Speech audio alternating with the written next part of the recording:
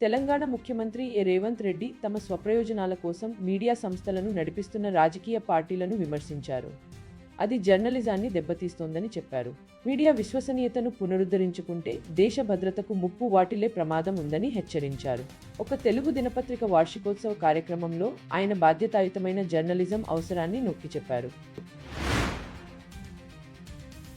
Breaking news: Telangana high court ముఖ్యమంత్రి రేవంత్ రెడ్డిపై ఉన్న క్రిమినల్ డిఫమేషన్ కేసును రద్దు చేసింది. 2024 లోక్సభ ఎన్నికల ప్రచార సభలో సీఎం చేసిన వ్యాఖ్యల నుండి ఉద్భవించిన ఈ కేసును భారతీయ జనతా పార్టీ తెలంగాణ ప్రధాన కార్యదర్శి కాసం వెంకటేశ్వర్లు ఫిర్యాదు మేరకు కోర్టు తెలంగాణ సీఎం దాఖలు చేసిన పిటిషన్ను అనుమతించింది. ఈ నిర్ణయాన్ని తెలంగాణ హైకోర్టు న్యాయమూర్తి కె. లక్ష్మణ్ శుక్రవారం తీసుకున్నారు. నిర్మల్, ఆదిలాబాద్, మంచిర్యాలలో కాంగ్రెస్ నాయకుల మధ్య వర్గపోరు. తెలంగాణ ప్రదేశ్ కాంగ్రెస్ కమిటీ అధ్యక్షుడు మహేష్ కుమార్ గౌడ్, మీనాక్షి నటరాజన్ పాదయాత్రకు అడ్డంకులు కలిగిస్తోంది. తెలంగాణ ఉత్తర జిల్లాల్లో కాంగ్రెస్ ఐక్యత ప్రశ్నార్థకంగా మారింది. రాష్ట్ర ప్రభుత్వం అమలు చేస్తున్న సంక్షేమ, అభివృద్ధి పథకాలను పాదయాత్రలో ప్రముఖంగా ప్రస్తావిస్తారు. ఆదివాసులు తమ సాంప్రదాయ సాంస్కృతిక బృందాలతో పాదయాత్రలో పాల్గొంటారు. పార్టీ ఐక్యతపై ఆందోళనలు వ్యక్తమవుతున్నాయి.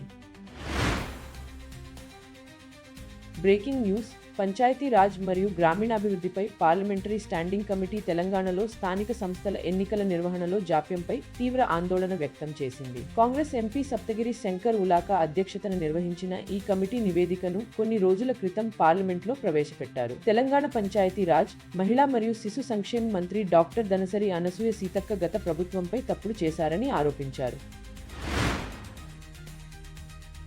బ్రేకింగ్ న్యూస్: తెలంగాణ ముఖ్యమంత్రి రేవంత్ రెడ్డి యువ పాత్రికేయులను బెదిరించడం వివాదానికి దారితీసింది. వీఆర్ఎస్ నేత దాసోజు శ్రావణ్ కుమార్ రెడ్డి వ్యాఖ్యలను విమర్శించారు. ముఖ్యమంత్రి రెడ్డి విద్యుత్ రంగంలో విస్తృత సంస్కరణలను కూడా ఆదేశించారు. పాత్రికేయ వృత్తి విశ్వసనీయత కోల్పోతోందని ఆందోళన వ్యక్తం చేశారు. ప్రధాని నరేంద్ర మోదీ సెప్టెంబర్ 8వ తేదీన అసోం పర్యటనకు సిద్ధమవుతున్నారు. ఆంధ్రప్రదేశ్ ప్రభుత్వం పాఠశాలల్లో రాజకీయ ప్రభావం లేకుండా ఉండేందుకు చర్యలు తీసుకుంది. పాఠశాలల్లో రాజకీయ చిహ్నాలు, ప్రచార సామగ్రిని ప్రదర్శించడాన్ని నిషేధిస్తూ పాఠశాల విద్యా డైరెక్టర్ విజయరామరాజు ఆదేశాలు జారీ చేశారు. అనుమతి లేని వ్యక్తులు పాఠశాల ప్రాంగణంలోకి ప్రవేశించరాదని స్పష్టం చేశారు. ఈ నిర్ణయం విద్యాలయాల్లో తటస్థ వాతావరణం కొనసాగేందుకు తోడ్పడుతుందని భావిస్తున్నారు. విద్యార్థులకు సహకరమైన వాతావరణం కల్పించేందుకు ఈ చర్యలు దోహదపడతాయని ప్రభుత్వం భావిస్తోంది. బ్రేకింగ్ న్యూస్: పులివెందులలో జెడ్పీటీసీ సీటును సాధించడానికి పాలక్ ఎన్డీ తీవ్రంగా ప్రయత్నిస్తోంది. ఇది జగన్ సొంత నియోజకవర్గంలో రాజకీయ సెంటిమెంట్లో సంభావ్య మార్పును సూచిస్తుంది. Anakapalli BJP MP CM Ramesh చెప్పారు. బలమైన ప్రకటన చేయడానికి ఎన్డీఏ ఈ సీటును గెలుచుకోవడంపై దృష్టి సారిస్తుంది. పాలక పార్టీ ఏ రాయిని వదిలిపెట్టడం లేదు. కాళేశ్వరం నీటిని మళ్లించే కుట్రకు ఆంధ్రప్రదేశ్కు మేడిగడ్డ నుంచి నీటిని మళ్లించేందుకు కుట్ర జరుగుతోందని తెలంగాణ కాంగ్రెస్ అధ్యక్షుడు బి. మహేష్ కుమార్ గౌడ్ ఆరోపించారు. తెలంగాణకు రావాల్సిన నీటి బిందువును కూడా ఆంధ్రప్రదేశ్కు ఇవ్వబోమని రాష్ట్ర ప్రభుత్వం చెప్పింది. పోలవరం బనకచర్ల లింక్ ప్రాజెక్టుకు చట్టపరమైన, ఆర్థిక, పర్యావరణ సమస్యల కారణంగా వ్యతిరేకత ఎదురవుతోంది. ఈ ప్రాజెక్టు తమ రాష్ట్ర నీటి హక్కులను ఉల్లంఘిస్తోందని తెలంగాణ వ్యతిరేకిస్తోంది. నీటి వివాదాల్లో పారదర్శకత కోసం ఆంధ్రప్రదేశ్లో సాగునీటి నిర్వహణ లోపాలను పరిశీలించేందుకు నిపుణులను పిలిచారు.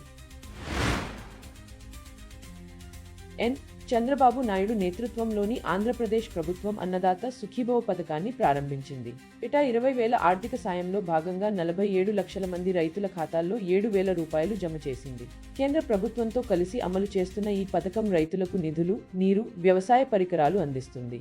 రాష్ట్ర ప్రభుత్వం నుంచి 5,000, కేంద్రం నుంచి 2,000 మొత్తం 7,000 మొదటి విడత రైతుల ఖాతాల్లో జమ కానుంది. రైతులకు ఆర్థిక సాయం చేస్తామన్న ఎన్నికల హామీని నెరవేరుస్తోంది.